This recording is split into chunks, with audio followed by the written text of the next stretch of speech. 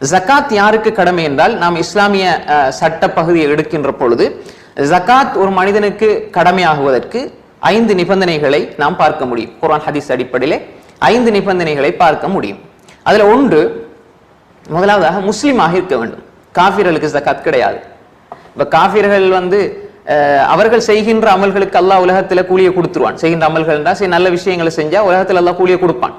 ஆனால் மறுமை வரை அதை தாமதித்து அல்லாஹ் நிரந்தரமான கூலியை மறுமையில் கொடுப்பதாக இருந்தால் அவர் நிச்சயமாக முஸ்லிமாக இருக்க வேண்டும்.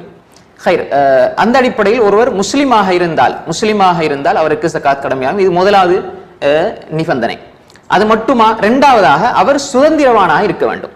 அடிமைக்கு ஜகாத் கிடையாது. ஏன்னா அடிமை இப்பொழுது அந்த மரபு இல்லை, பெரும்பாலும் இல்லை. அடிமை பொறுத்தவரை எஜமான் தான் அவரோடு நேரடியாக சம்பந்தப்படுவார். அப்ப எனவே அடிமைக்கு ஜகாத் என்பது கிடையாது. இது விரிவாக பேச வேண்டிய தலைப்புகளை ரொம்ப சுருக்கமாக நம்ம பார்ப்போம்.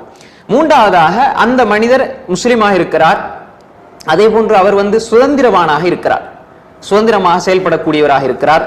அதே போன்று மூன்றாவதாக, அவருடைய பொருளாதாரத்திலே ஜகாத் கடமையான அந்த பொருட்கள் இருக்க வேண்டும், அதற்கு நிசாப் அடைந்திருக்க வேண்டும்.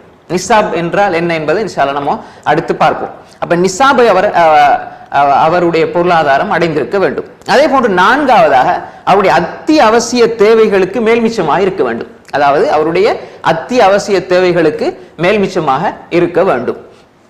அதே போன்று அஞ்சாவதாக, அந்த பொருளாதாரத்தில் சிலதுக்கு அதாவது ஹவுலானுல் ஹவுல், அதாவது அந்த வருட பூர்த்தியாக இருக்க வேண்டும். அது சில பொருட்களுக்கு கிடையாது. அதை நம்ம அடுத்த ஜகாத் விதியாகும் பொருட்கள் என்ற பகுதிக்குள்ள நம்ம பார்க்கலாம்.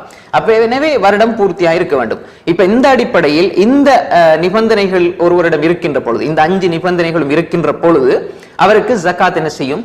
கடமையாகும் என்பதை நாம் இந்த இடத்திலே புரிந்து கொள்ள